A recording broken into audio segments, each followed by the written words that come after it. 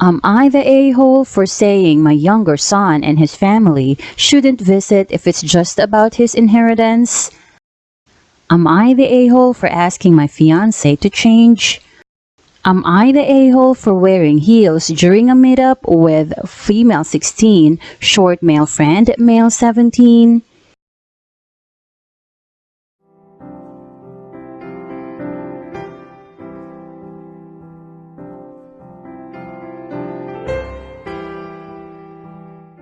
Am I the a-hole for saying my younger son and his family shouldn't visit if it's just about his inheritance?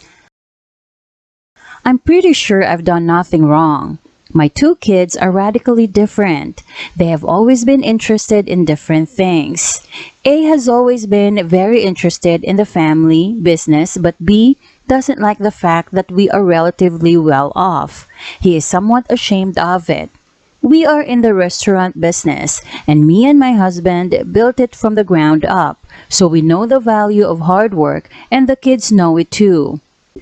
Like I said, A has a ton of gumption and has been an equal member for the last couple years. We are regularly in contact with his family, and I'm mostly retired so I can spend time with my granddaughters. It's nice to know there will be someone to inherit your life's work, and I'm sure one of his girls will carry it on. Other assets will be split 50-50 between the two kids, but they're minor. B is younger, and he was never interested in the family business, to the point of barely keeping in contact after going to college. After he got married, I saw him maybe 10 times, and his child thrice at most. Last month, they showed for Thanksgiving. Husband is Canadian, and we were talking about how I am retired due to some health issues, and about how to navigate the inheritance tax, etc. Then B's wife got to know we weren't planning on leaving any fraction of the company to B or to any of our three grandkids.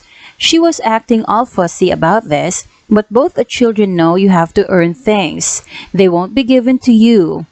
B and his wife are both social workers, and A is a business major with an MBA, and considering he started working when he was just in high school, he has 2 decades of experience over B. B's wife had some other issues with me, saying I was showing favoritism to A's kids. But of course, I can bond with them more. A and A's ex-wife, amicably divorced, live nearby, and B's family lives in Baltimore. If I spend more on them, it's because they go out with me more often in a week than I was allowed to see B's kids since he was born. She has been haggling me about this ever since October, saying B is now interested in a career change. My husband told her last week it would be unwise because he would have to move here and start at the bottom, which doesn't pay well enough for someone his age. B has never bothered to call me about any of this.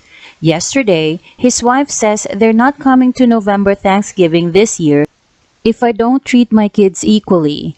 I say I don't care, because never in the last decade she has ever allowed B to spend holidays with his family, but she still wants the money, so she doesn't have to come if it's just for the cash. Yeah, it was amicable. He visited often, while in school, then faded away. He was in pre-law or something like that, I don't remember anymore, and we were paying his tuition 100%, didn't do that for A. He left by himself, we supported him financially until he was in his mid-late 20s, even though his visits got spaced out. I didn't care that he never applied to law school, because we knew he'd live fairly decently through family money, though he would probably need a job to support a family. I don't know what golden child syndrome is. I will inherit the family business, yes, but it's not just the money, it's also the work that goes along with it. Me and husband survived because our workload was split. We aren't leaving B any part of this because it makes no sense for him to get a percent of the profit when, as of October, he still is adamant on not wanting to work. He knows he'll get 50% of assets that we didn't reinvest into the chain at the time of our deaths. Edit, adamant on not wanting to work with us. I find it natural that Op favors A more because they are close. Since B chose to go LC with his family, they obviously like him less because do they even know him at this point? Kids should be treated equally, that's true. Now imagine a different situation. Mary visits her family all the time, helps mom with mopping, and finds dad's favorite books on the internet. Her brother Lucas chose to do drugs and live in a van by the beaches of Brazil, calls when he needs help, and can't remember the name of his parents' dog. Would you call Mary golden child? No. When these kids were young, they had equal love and support from the family, but they are not equal when they are adults, and their own behavior brings them where they are. B chose to live his life far from his family. That's his right, it's not good or bad. Yet, it's Op's right to like or dislike that. It's funny how everyone's splitting the inheritance and ignore B's visits in question. NTA, you can absolutely tell anyone they're not welcome if you don't enjoy their company. I am going to disagree, because I have seen this happen. My BIL, now 60, worked beside his father since his teens. Started in an auto parts store. They bought the strip center it was in. Continued to purchase additional commercial and residential rental properties. As dad's health failed over a number of years, he did 100% of the work. When dad finally passed, he left everything 50-50 between BIL and his sister. He cannot do anything major with any property without her consent, and she has no idea how anything works. She has a great income stream and does absolutely no work. She lives halfway across the country. He has now spent a huge amount of money trying to untangle from her. It is absolutely fair that the parents take into account that one son has worked the business from an early age. Other assets can be split evenly, but the restaurant should not be. Am I the a-hole for asking my fiancé to change? I, 28 male, have been dating my fiancé, 29 female, for a few years now. She comes from more money than me and makes more with her job. Relevant to the story, but she gets to work from home and gets to dress more casual at her workplace. I'm a professor, and for some reason, the college I teach at doesn't allow professors to jeans or business casual. I am expected to wear suits or pieces of suits slacks. I invited my fiancée, Kay, to come speak to my class about her company. She said she had 2 outfits picked out and wanted me to choose. One was a lovely dress she looked beautiful in and was perfect for the dress code. The other was black leggings and a really short dress not made of nice material. It was too short, even with leggings. I asked her to wear the nicer dress, told her she looked beautiful and that it fit the dress code better than the other. She got really upset, said she didn't want to wear the dress I picked. We went to bed, and the next morning for the event, she started putting on the black dress. I asked her gently about the dress I picked out and asked if she could change. I stressed that it's a new dream job for me. This is my first quarter teaching at this college, and I wanted to make a good first impression. She cried the whole way to the event. She insisted the outfit was expensive, more than the nicer, longer dress, and that her company doesn't have a dress code. She then agreed to wear the nice dress, but that she wasn't going to wear underwear because nice clothes felt oppressive to her. I felt embarrassed that I upset her, and that she didn't have undies on. I'm a shy rule follower in the workplace. On the car ride home, she didn't say anything. Called her mom and friends without acknowledging me or what happened. So I rode in silence. She didn't talk to me for a few days after. Am I the a-hole? I think her breaking clear boundaries you have with your work life is something you most certainly should not put up with. I understand why you're having a hard time coming to terms with this, as she seems to have been manipulating you for a while based on your other comments. First, she set up a kind of trap to cause an argument about the dress, despite you being clear about dress code previously. Then in retaliation she threw a tantrum, crying all the way there, and then used not wearing underwear as a punishment, as well as risking your career, and even worse, your freedom, as she could have possibly exposed herself to minors. I think you should seriously be reconsidering everything about your relationship with her. Is this how you want to spend the rest of your life? Walking on eggshells, worried about how she will react to your answers to her questions, worrying about bringing her to work events, worrying about how her behavior would affect your reputation and relationships with others. My personal experience with people who display this behavior is that it always gets worse. I don't think you should stick around to see if it does. You seem like a really nice guy. Don't sell yourself short by marrying someone who has no concern for your feelings, career, or reputation. NTA. This is your dream job, and the impression she makes in your workplace reflects upon you. She decided to work in a place that allows casual dress, and that's fine and dandy, but you were asking her for a very short period of time to simply dress a bit more formal while in your workplace. Then she goaded you into this trap of appearing to have a choice, and then froze you out for actually making a choice. Beyond how childish that is, she seems unable to accept that sometimes part of being an adult is following societal rules, including different dress codes for different workplaces. This is not the kind of person you can make actual adult choices with or even trust to not try to emotionally manipulate you. What kind of woman nearing 30 cries because she's never encountered a dress code before in her life and feels she has to reassert herself by going commando in a professional setting? I guess money really can't buy class or common sense. She's showing she cannot respect boundaries set by others, boundaries which are not there to oppress her, but rather to maintain a standard where everybody can be equalized and comfortable. Would she insist on attending a funeral topless because she felt it was a tits out kind of day? There's a time and a place, and it was her own dress she bought and picked of the two final choices to model for you, so it's not like she was being forced into something she found uncomfortable or not at all to her tastes. NTA, and please have a serious talk with her about her maturity levels and how much she disrespected you and your job, and do not marry her until she can prove she's wised up a bit. NTA. To be blunt, she is not the person you should marry. As many objective people here have pointed out, her recurring behavior is to twist things and manipulate you into doing what she wants, while she makes you feel confused and bad about yourself and getting into fights with you. This is not something that you should be living with, and this is not a quality that you want in a partner, potential mother to your children. She is showing blatant disrespect towards you, has a history of doing so, and is incredibly spoiled.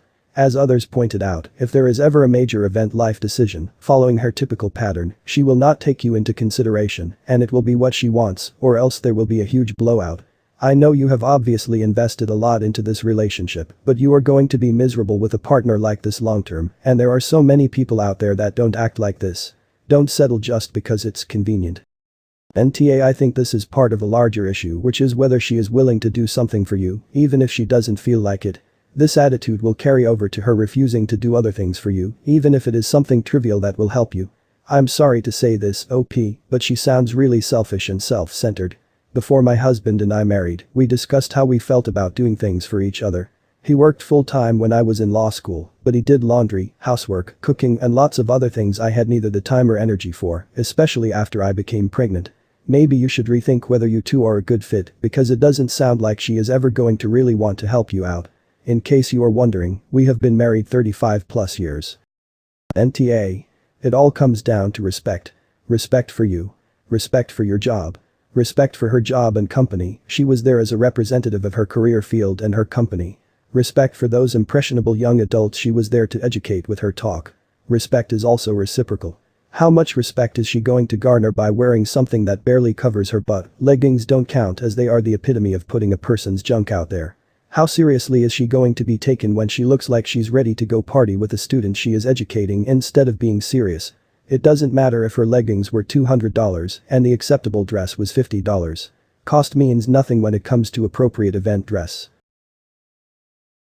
Am I the a-hole for wearing heels during a meetup with female 16, short male friend, male 17? I am 5'7", 170 centimeters, and my male friend is 5'1", 155 centimeters. Yesterday, we scheduled a friendly coffee date after not meeting up for a long time. It was quite casual, but we were still going to a more high-end place, so I tried to dress up the best I could. I settled on a sensible dress and my favorite pair of 3-inch heels. I did wonder whether wearing heels was a good idea, since I was 6 inches taller than him. But I realized I had no other suitable shoes. I only had beach slippers, ballet shoes, and some painful flats that I didn't want to wear. When I met my friend, Brian, he looked horrified to see me in heels. He kept whispering that people were staring at us. I don't think so, and I was embarrassing him. I apologized and explained I had no other shoes, but when I mentioned my painful flats, he said, "You know, you could have just worn that." He complained the whole time that now I was 9 inches taller, and that a 5'10" girl was not feminine, etc. I thought he was rude but felt bad because he was really embarrassed and looked so upset. Background details: Brian is quite sensitive about his height, but usually brushes it off. However, he doesn't like people talking about it and really wishes to be taller. He went home early. We didn't end up getting lunch because he kept sulking. Later, when I reached home, I got a text from him saying, "Thanks for humiliating me," and "You were being unfair. You know that I'm short and yet you choose to wear heels." Reddit, am I the a-hole? I didn't mean to humiliate him in any way.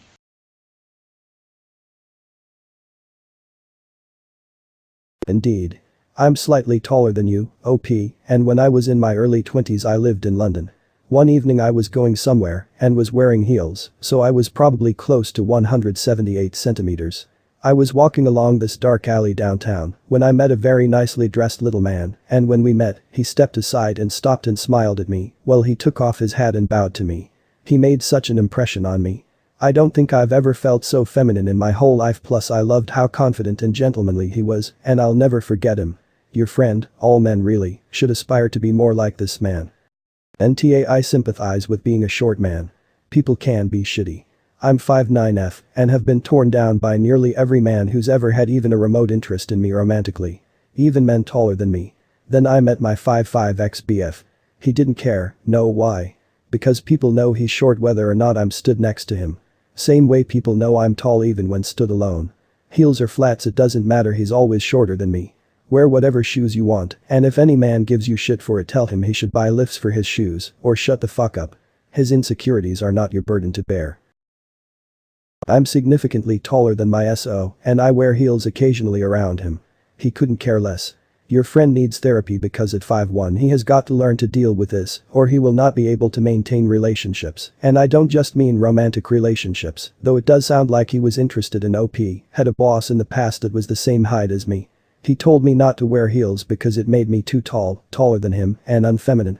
He was a bit shocked when I turned up the next day in even higher heels. Took me to one side and asked me why I hadn't done as I was told. I told him my choice of footwear was appropriate, fashionable, smart and comfortable, totally lied about the comfortable, and I didn't see a problem with them. Just looked him in the eye and dared him to repeat his comments of the day before. Nada. NTA, my favorite pair of 3-inch heels. You shouldn't have to change what you wear because of someone else's feelings about your height or their height. They were your favorite heels, that's all the justification you need. Especially when the two other options weren't appropriate for the venue, and the third was painful. When I mentioned my painful flats, he said, "You know, you could have just worn that." Think about how incredibly self-centered a person has to be that they are so focused on soothing their insecurities that they would rather you be in pain. And that a 5'10" girl was not feminine, what the hell? So because of his insecurities, he has to try to tear you down. This person is not your friend. There is nothing fair to demand someone else change how they dress because of your own insecurities. The only humiliation is the one that exists inside his head because of his own insecurities.